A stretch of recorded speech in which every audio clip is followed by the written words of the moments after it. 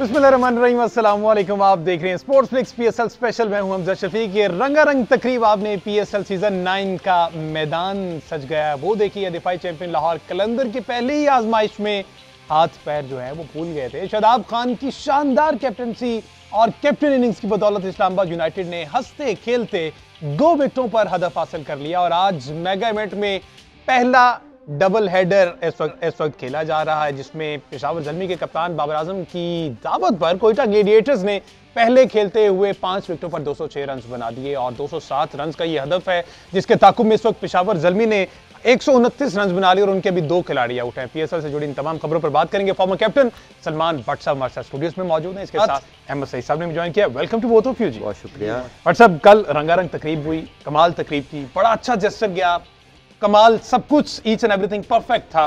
Agree करेंगे आप इससे कि एक अच्छा हमने इवेंट का आगाज कर दिया, उसके बाद फिर हम मैच पे आएंगे। देखिए, बिल्कुल किया है और ओपनिंग सेरेमनी जिस तरह की हुई उसके बाद बड़ा ज़रूरी था कि हम ये वाली जो सेरेमनी है इसको थोड़ा इस तरह से करते कि हम उसे कवर कर पाते। जिस तरह की हमने वो जो अनवीलिंग ऑफ ट्रॉफी की थी ना, वो उसने काफ़ी लेट डाउन किया था और आई थिंक ये जो कल हुआ वो काफ़ी बेहतर था और उसने लोगों को एकदम उनको कह लें कि इन्वॉल्व किया और उसके साथ एक होता है ना कि एक आपकी एक सिंक होता है, अपने लोगों के साथ अटैचमेंट होती है और आप फिर उसको लेके चलते हैं। तो कल नजर आया क्राउड के अंदर वो वाइब आई उसके बाद, तो ये बड़ी अच्छी चीज़ थी। और लाहौरिया तो वैसे भी इस तरह के मौकों की तलाश में रहते हैं, कभी भी इस तरह का मौका मिलता है तो लाहौरिया सबसे आगे होते हैं और उन्होंने कल फिर से साबित किया है और हमेशा की तरह हाउसफुल रहा है कदाफी स्टेडियम। कल भी हमने देखा।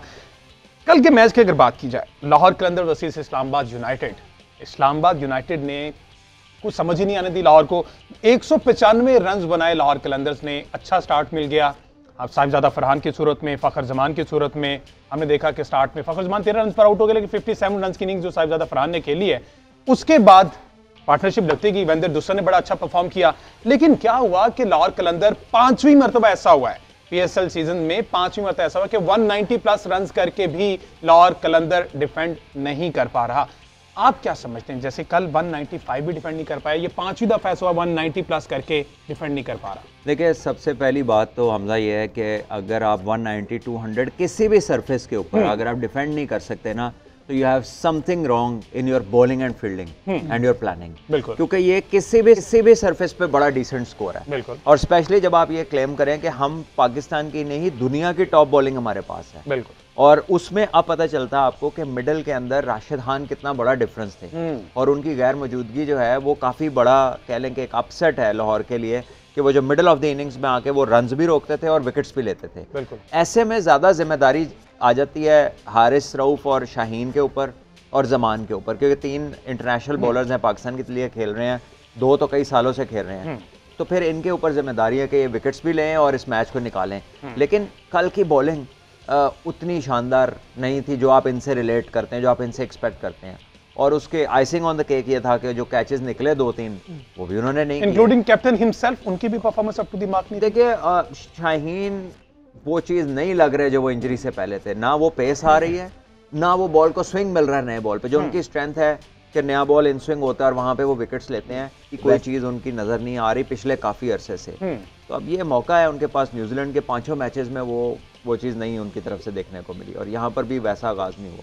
बिल्कुल इसी तरह है। और अगर स्टार्ट में बैटिंग की थोड़ी सी बात कर लीजिए, साहिबजादा फरहान को एक अच्छा प्लेटफॉर्म मिल गया, उन्होंने साबित किया। इससे पहले हमने लीग क्रिकेट में, दिगर में हमने देखा, डोमेस्टिक में देखा, साहिबजादा फरहान ने अच्छा परफॉर्म किया और कल भी 57 रन की इनिंग्स के लिए 36 गेंदों पर जिसमें जनाब 8 चौके हैं, 1 चौका है। पहले जरा साहिबजादा फरहान की इनिंग्स देख लेते हैं, देन फिर उस पर डिस्कशन करते हैं। अगर पड़ी भी है, अच्छा चलें कर लेते हैं। साहिबजादा फरहान, बट सब ओपनिंग, साहिबजादा फरहान देखिए उस जगह पर खेले हैं जहाँ पे वो 3 साल से टॉप कर रहे हैं, वो ओपनिंग, वहाँ पे वो एक डिफरेंट प्लेयर है। हमने उन्हें न्यूजीलैंड में खिलाया 5वें पे। पाकिस्तान क्रिकेट की आयरनी है कि हमारे पास मिडिल ऑर्डर के प्लेयर्स नहीं हैं। हम लोग हैं उलझे हुए कि किसी तरह हमें 5वें 6वें नंबर पे या चौथे से ऑनवर्ड कोई 2-3 ऐसे प्लेयर मिल जाएं जो मिडिल में रन्स भी करें और खुले रन्स करें, बड़े हिट भी मारें। हमें है एक्सट्रीम शॉर्टेज इस चीज़ की। अब उसके ऊपर प्रॉब्लम ये है कि जिन लोगों ने वहाँ पे आके कुछ किया या सेटल हुए हैं, वर्ल्ड कप में जिसने 5वें 6वें पे खेलना है वो यहाँ पे ओपनिंग शुरू कर दी है। ओपनर्स मिडल में आ गए हैं, मिडल वाले ओपनर पे चले गए हैं, तो ये कुछ समझ नहीं आ रहा। सऊद शकील है इंटरनेशनल क्रिकेट में, उन्होंने ओपन नहीं करना, बिल्कुल ऐसे ही है, वो आज ओपन कर गए। फखर जमान है, इन्होंने 5वें पे खेलना है पाकिस्तान के लिए T20 में, ये ओपन पे जा रहे हैं। अब्दुल्ला शफीक हो सकता है ना खेलें, बल्कि उसका बरमला वो इजहार भी कर रहे हैं कि मैं लाहौर के नंबर 1 ही खेलूंगा, चाहे मुझे टीम में आप 4 या 5 खिलाएं। इसी तरह अब्दुल्ला शफीक जो कि एक ओपनर है, उन्हें आप 4 पे लें, वो फंसे रहे, उन्होंने 22 गेंदे खेल के 28 किया, वो फ्लुएंसी नहीं थी, वो पावर प्ले के अंदर और प्लेयर हैं, जब फील्ड खुल जाती है फिर और प्लेयर्स हैं, तो ये कुछ सिंक लग नहीं रहा, जो पाकिस्तान को जरूरत है वहां पर अपने प्लेयर्स नहीं जा रहे। और ये एक्स कैप्टन को कागज पर लिख के दे दिया गया कि आप ओपनिंग नहीं करेंगे जब तक, अभी ये शाहीन अगर जब तक कैप्टन हैं और होपफुली ये वर्ल्ड कप तक हैं, इसके बावजूद ओपन कर रहे हैं, अपनी पेस में नहीं कर रहे हैं। सही सब गालिबन आज 7 ओपनर्स हैं पेशावर की टीम में। ये है जो क्वेटा ग्लैडिएटर्स की जो टीम है, इस क्वेटा ग्लैडिएटर के स्क्वाड का अगर आप, इसमें 7 प्लेयर ऐसे हैं जो मुख्तलिफ लेवल्स के ऊपर टीमों की नुमाइंदगी कर चुके हैं ओपनिंग के ऊपर। और सऊद शकील की आप आज बात कर रहे हैं, सऊद शकील को हम टेस्ट के अंदर भी देखते हैं, ओडीआई के अंदर भी देखते हैं, वो मिडिल में आके बैटिंग करते हैं। लेकिन सऊद शकील की इनिंग्स की खास बात जो थी वो ये थी कि देखें, अगर आप टेक्निकली साउंड हैं, अगर आप प्रॉपर क्रिकेटिंग शॉट्स खेलते हैं, तो आप किसी भी जगह के ऊपर, किसी पोजीशन के ऊपर जाके जो है वो इम्पैक्ट क्रिएट कर लेंगे। और सऊद शकील ने आज एक इंतहाई शानदार डेब्यू किया पीएसएल के अंदर। आज उनकी पीएसएल की पहली 50 भी थी। उन्होंने 74 रन की ये शानदार इनिंग्स खेल के ये साबित किया है कि अगर आप टेक्निकली साउंड हैं तो आप वो जो इम्पैक्ट प्लेयर की एक रट लगाई हुई है, और उसकी बुनियाद पे जो है उन्होंने ओवरनाइट सेंसेशंस तैयार किए हुए हैं 6, 7, 8। उन 6, 7, 8 ने भी रट लगाई हुई है कि हमने तो जाके खेलने पे नंबर पे। तो आप वर्ल्ड कप के लिए नंबर 1 से नंबर 5 तक के खिलाड़ी कैसे तैयार करेंगे अगर आपने सबको ओपन ही करवाना है तो। ठीक है, ये सूरत हाल हमने देखी। फखर जमान जो है, कितनी को दफ़ा हम कहेंगे ऑफ कलर नजर आ रहे हैं, ऑफ कलर नजर आ रहे हैं, बहुत से मौके भी देख लिए। पीएसएल वो प्लेटफॉर्म है जब अपनी होम कंडीशंस को आप अच्छे से समझकर वहां पे परफॉर्म करेंगे, देन आपका नेशनल टीम में नाम आएगा, एज ओपनर खेलेंगे। कल हमने फिर देखा स्टार्ट अच्छा देने के बावजूद 13 रन पर वो आउट हो गए। देखिए हमजा, फखर के साथ तो ये मामला रहेगा, जब करेगा 2, 3, 4 मैचों में लगातार कर देगा और फिर गायब हो जाएगा 8-10 मैचेस के लिए, क्योंकि उनकी जो गेम है, अभी इन्होंने जो जिक्र किया कि टेक्निकली कॉम्पैक्ट प्लेयर जो हैं वो आराम से एडजस्ट कर जाते हैं किसी भी नंबर पे। फखर की कोई टेक्निक नहीं है, वो एक ऐसे प्लेयर हैं जो बहुत एक्सप्लोसिव हैं, जो अपने दिन पे मैच को एक साइड पे लगा देंगे चंद ओवर्स के अंदर। और हमने देखा वर्ल्ड कप में उन्होंने एक शानदार जो है सेंचुरी की न्यूजीलैंड के खिलाफ, वो 400 की चेस थी जिसमें डकवर्थ लुइस पे पाकिस्तान आगे था और मैच जीत गया। तो वो इस तरह का इम्पैक्ट लाते हैं। लेकिन चलो इस तरह के 1-2 प्लेयर तो समझ में आते हैं, लेकिन अगर पूरी की पूरी टीम ही इम्पैक्ट प्लेयरों की चल पड़े तो फिर यही होगा जो हमारे स्टैट्स भी बताते हैं कि पाकिस्तान दुनिया में सबसे ज्यादा वाइट बॉल क्रिकेट में ऑल आउट होने वाली टीम है। चाहे आप वर्ल्ड कप उठा लें, चाहे आप T20 क्रिकेट उठा लें, तो ये मसाइल पाकिस्तान को रहेंगे।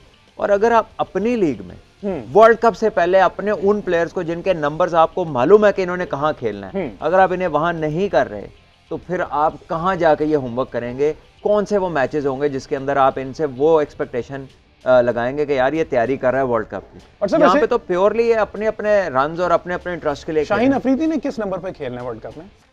कैप्टन है शायद, उनका जिधर दिल, वो किसी दिन लगता है ओपनरों से भी पहले ना आ जाए, उनको बहुत शौक है, फिर ऊपर आ गए 5वें नंबर पर। तो आई थिंक ये भी अच्छा, अब थोड़ी सी सिचुएशन हमने ये देख ली थी। वेंदर दुसन अगर देखा जाए साउथ अफ्रीका की तरफ से इसी पोजीशन पर खेलते हैं, कल 3रे नंबर पे जो आए हैं, हमने अब्दुल्ला शफीक को नीचे किया, उनको ऊपर किया। सिचुएशन के अकॉर्डिंग करना पड़ा या फिर नंबरिंग आपको समझ आ रही कि यहीं पे खेलेंगे? देखिए खेलेंगे तो ये यहीं पे, लगता नहीं है कि ये उन नंबरों पे जाएंगे जो इनकी वर्ल्ड कप की, क्योंकि अगर होती तो फिर पहले मैच से शुरू कर देते।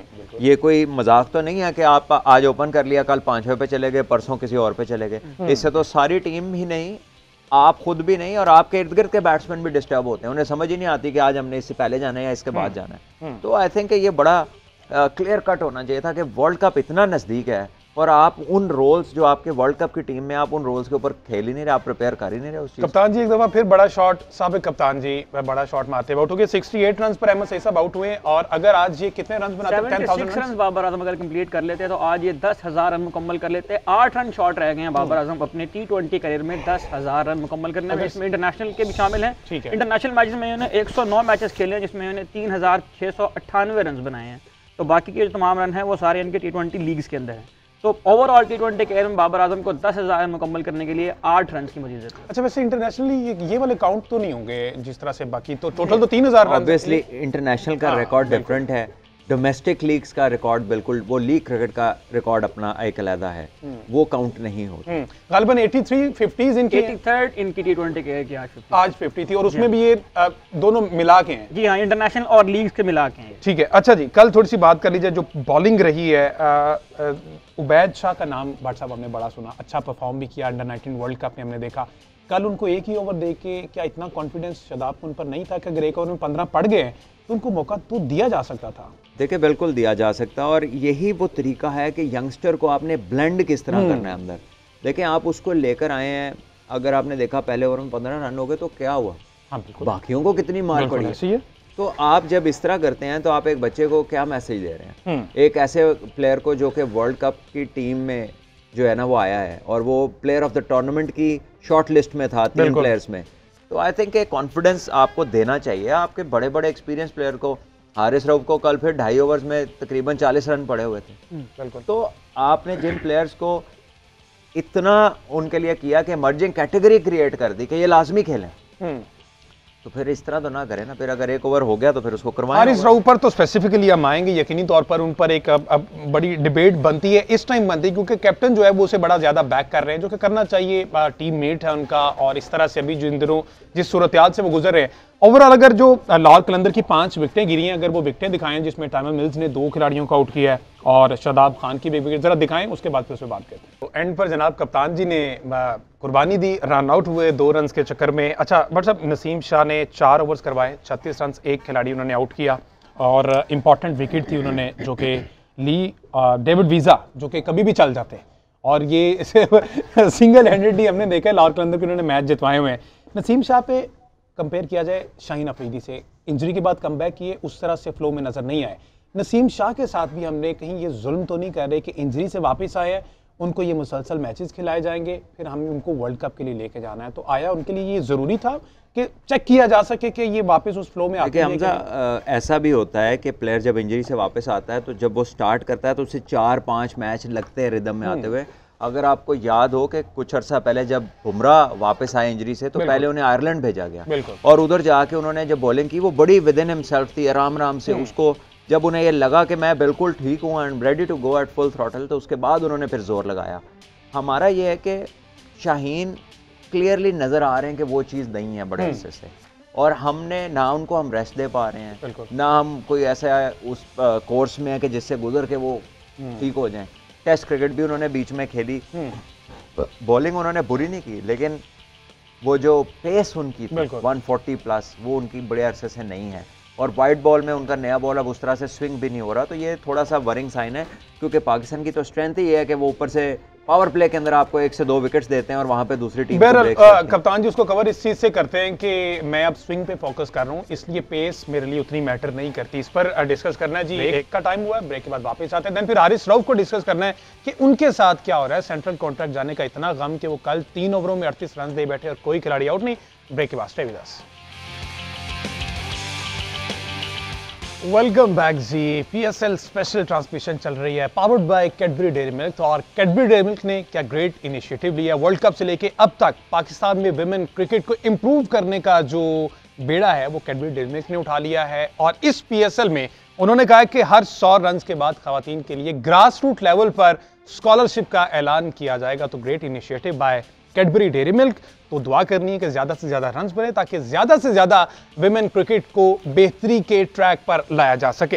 बैक टू द पॉइंट जी, इस वक्त पहला double header Pakistan super league का आज खेला जा रहा है। इस वक्त Quetta gladiators versus Peshawar Zalmi, 207 run का टारगेट दिया हुआ है। पेशावर इस टाइम 163 फॉर 4 है, 16 गेंदों पर 44 रन चाहिए। बट सब क्या लगता है, 4 खिलाड़ी आउट हो चुके हैं, सूरत हाल जो है वो भी अंडर कंट्रोल लग रही है पेशावर के। वैसे देखिए पॉसिबल है, ये एक्सप्लोसिव प्लेयर है पावल जो है, और ये बड़ी हिटें मारने में महारत रखते हैं, हो सकता है कि ये कर भी जाएं, बिल्कुल। लेकिन पाकिस्तान का जो पर्पस है preparation for the world cup, अब आमिर जमाल और आसिफ अली दोनों पॉसिबल कंटेंडर्स हो सकते हैं। एक ऑलराउंडर है और दूसरा कहता है मैं रोज के पता नहीं कितने छक्के मारता हूं। तो हमने उसको क्यों नहीं भेजा, हमने क्यों नहीं उसको भेजा, यानी हम किसका पर्पस सर्व कर रहे हैं। पावल ने तो मार भी लिया, तो जाके वेस्ट इंडीज के लिए खेलना है, तो आपके ना मिडल वाला कोई खेल रहा है, जिसने मिडल में खेलना है उसकी जगह आप बाहर आप ओवरसीज के फॉरेनर प्लेयर्स को खिला रहे हैं। तो कुछ समझ नहीं आ रही कि पीएसएल जो है ना ये जा किस तरफ रही है, इररिस्पेक्टिव ऑफ कि इनमें से कोई हार जाए कोई जीत जाए, ठीक है, वो एक फ्रेंचाइज का अपना इंटरेस्ट होगा, लेकिन अगर इन्होंने आके भी यही करना है जो ये कर रहे हैं तो then why not have Asif Ali और वो कि पता लगे यार कौन किसने कहाँ पर खेलना है, ठीक है। तो मुझे तो साहब ये नेशनल इंटरेस्ट और फ्रेंचाइज का इंटरेस्ट जो है इसको किस तरह फिर बैलेंस करें? आप फ्रेंचाइज ये कहती है कि हमने प्लेयर को पैसे दिए हुए तो हाफ फिट शाहीन अफरीदी भी खेलेगा, हाफ फिट नसीम शाह भी खेलेगा, कौमी टीम। अच्छा वैसे हाफ फिट की अहमद सईद ने बात की, ये डिसाइड कौन करता है? क्या प्लेयर खुद डिसाइड करता है कि मुझे अब खेलना चाहिए, या मैनेजमेंट में कोई ऐसा बंदा होता है वो कहता है कि भाई मुझे अभी तुम अपेरेंटली फिट लग रहे हो, चलो खेलो? देखिए ये अपने पिक एंड चूज करना according to your fitness and health, ये प्रोफेशनलिज्म और डिसिप्लिन का हिस्सा है। अगर आप फुली फिट नहीं है और आप रिस्क ले रहे हैं तो it is entirely up to you. आप एज अ प्लेयर अगर कह रहे हैं कि मैं ठीक हूँ तो दूसरे को कितना बेहतर पता लग सकता है, आपसे बेहतर तो नहीं वो जानता होगा आपकी बॉडी की कंडीशन को।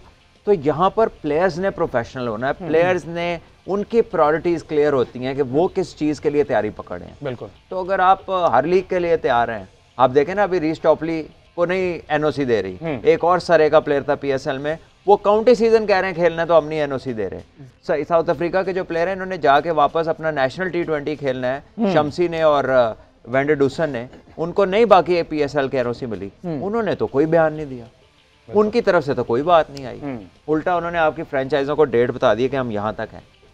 हमारे ऑस्ट्रेलिया में भी यही कंसर्न्स थे, ठीक है, और हमारे प्लेयर्स का जो ग्रेटर इशू लग रहा था वो वर्ल्ड कप से पहले एशिया सेंट्रल कॉन्ट्रैक्ट लग रहा था, और अब सेंट्रल कॉन्ट्रैक्ट की वायलेशन की तरफ वो ज्यादा जा रहे हैं, बजाय के वो फोकस करें क्रिकेट एट हेड पे और ग्रेटर जो पर्पस है उसको देखें।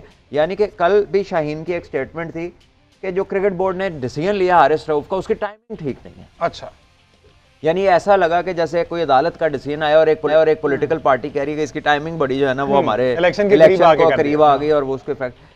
ये डिसिप्लिन कमेटी जो है ये कैप्टन का काम नहीं है कि वो इसके ऊपर कमेंट करे, और अगर उसको कुछ करना है तो वो इन राइटिंग करे या उनसे जाके डायरेक्टली मिले, आपस में जो करना है करें।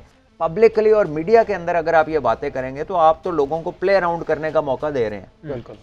तो आई थिंक ये बिल्कुल सेंसिबल नहीं है और it is not on specially before a World Cup. G M साहब। अच्छा बट साहब आप हारिस रऊफ पे ही अब आ गए हैं, आप तो हारिस रऊफ के बारे में मेरा ख्याल है कि सबसे पहले आपने ही स्पोर्टफ्लिक्स का जो प्लेटफॉर्म है इसी से आपने ये कहा था कि इस हारिस रऊफ का जो सेंट्रल कॉन्ट्रैक्ट है वो खतरे में पड़ सकता है, और इसके बाद कल पीसीबी के साबिक जो चेयरमैन है खालिद महमूद साहब, उन्होंने एक स्टेटमेंट दी है और उन्होंने ये कहा है कि पीसीबी जो कॉन्ट्रैक्ट कैंसिल करी जा रहा है इसके बजाय अगर पीसीबी टेस्ट मैच की तनख्वाह ही बढ़ा दे ताकि वो ज़्यादा इंटरेस्ट पैदा हो टेस्ट मैच खेलने में, तो इसको किस तरह से आप पूरे सागा को समाप्त करेंगे?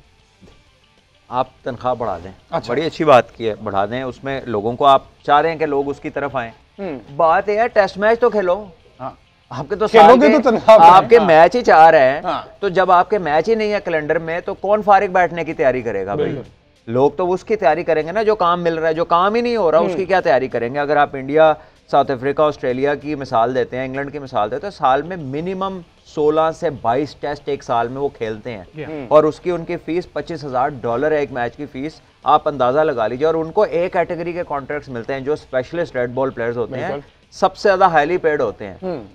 पाकिस्तान में तो कोई ना पाथवे में इसका कोई चक्कर लग रहा है कि हम रेड बॉल हमारी प्रायोरिटी है, ना सीनियर में लग रहा है। शायद अगर पैसे बढ़ा दें तो कोई इंटरेस्ट बिल्ड हो जाए हमारे क्रिकेटर्स का। और बहरहाल के साथ जो हुआ है उस पर मजीद भी बात करनी है एक शॉर्ट ब्रेक के बाद। Stay with us. Welcome back ji. PSL special transmission on GNN Sportsflix का प्लेटफॉर्म है और इस वक्त डबल हेडर का पहला जो मैच है कोयटा ग्लैडिएटर्स वर्सेस पेशावर ज़ल्मी।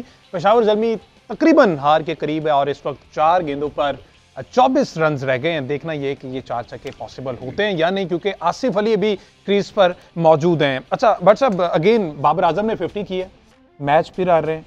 हमेशा से उन पर बात ही होती है कि वो अपना स्कोर अच्छा करते हैं लेकिन टीम को साथ लेकर नहीं चलते, तो ऐसा क्या करें कि बाकी बैटर भी उनकी तरह परफॉर्म करें?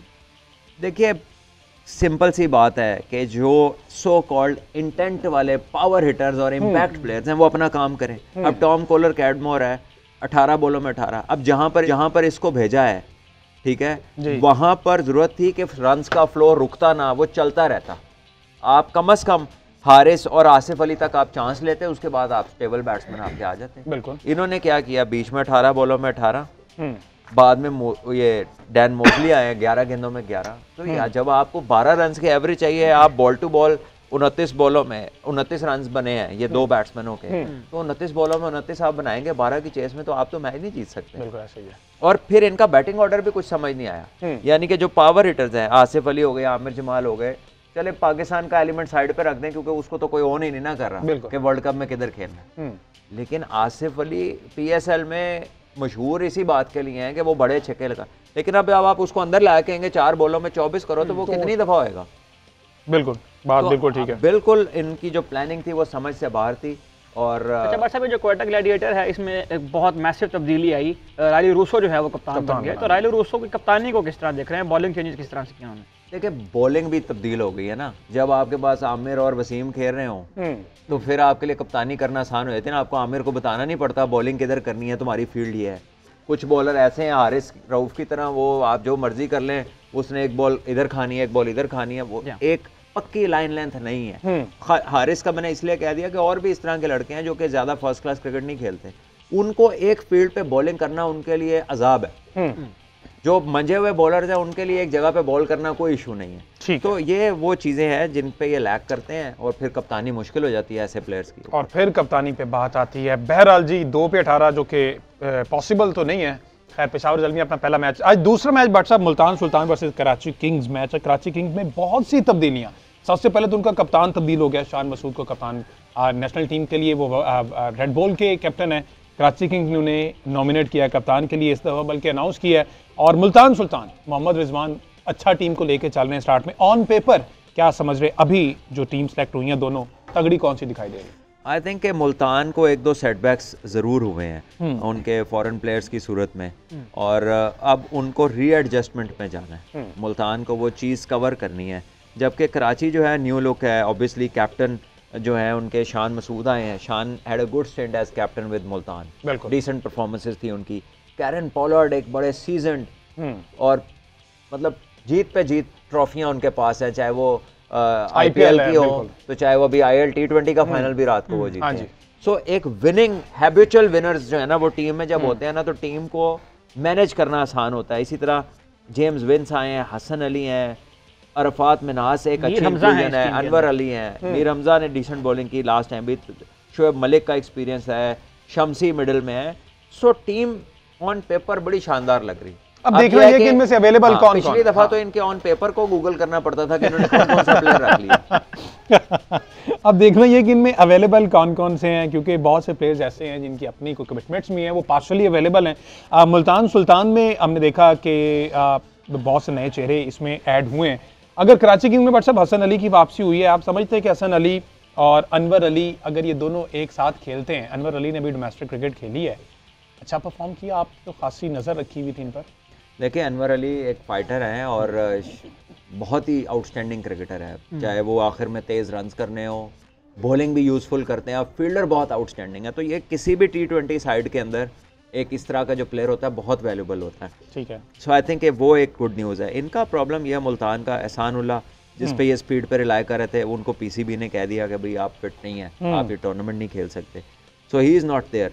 इसी तरह इनके एक और प्लेयर है, मेरे अभी जहन में नाम नहीं आ रहा, जो कि अब अवेलेबल नहीं है, he is not part of them. तो उनको, और ये दोनों वो प्लेयर्स हैं जिन्होंने मैचेस खेले, तो ये अब इनको अपना रीसेट करना पड़ेगा। अब उसकी रिप्लेसमेंट आती है, कब आती है वी शैल सी। लेकिन इनके जो स्पेयर हेड थे, अगर जेन्युइन पेस की बात की जाए, वहाँ से अब ये महरूम होगी। ठीक है। अच्छा मुल्तान का ग्राउंड है बट साहब, क्या समझते हैं टॉस लीग क्रिकेट में मैटर करता है, T20 फॉर्मेट में मैटर करता है, आप समझते हैं? और मुल्तान की कंडीशंस किसके लिए सूटेबल? मुल्तान की कंडीशंस समटाइम्स बहुत अच्छी बैटिंग, और ये रात के टाइम मैच है, नाइट में मैच है। हाँ जी। तो ड्यू फैक्टर का भी इसमें कोई मैच, मुल्तान के जो मैचेस है अगर देखा जाए तो उसका पिच बहुत कई दफा ऐसा नहीं होता कि वो बैटिंग को ही सूट कर रहा है, बट रात का मैच है, ऑस वाला फैक्टर है, और PSL के लिए स्पेशली पिचेस को बहुत अच्छा कर दिया जाता है, तो हाई स्कोरिंग उधर भी होगा। बाउंड्री कितनी है ये भी अभी हमने देखना है कि वो कितनी बाउंड्री, ठीक क्योंकि मुल्तान में तो ये चाहे 95-100 मीटर की बाउंड्री भी लगा सकते हैं, इतना बड़ा ग्राउंड है। कज़ाफ़ी स्टेडियम में 82 मीटर बाउंड्री स्ट्रेट की थी। ठीक है, तो अच्छा है, बहुत अच्छा। ठीक है जी, लेट्स सी रात का ही मैच है, इसमें क्या बनता है। जो अभी कोयटा पेशावर मैच था, वो पेशावर जो है वो हार चुका है मैच, कोयटा ने 16 रन से ये मैच जीत लिया है और अभी तक दोनों मैचेस हुए high scoring. Let's see Multan के विकेट किस तरह से बिहेव करती है, वहां पर भी हाई स्कोरिंग मैच जो हैं वो हो सकते हैं या नहीं, वो पता चलेगा जी 7:30 बजे जब ये मैच शुरू होगा, 7 या 7:30, ये भी थोड़ी सी कंफ्यूजन है, उसमें कंफर्म कर लेंगे। तो कल इस मैच पर डिस्कशन हमारी जाएगी। आज के शो से इतना ही।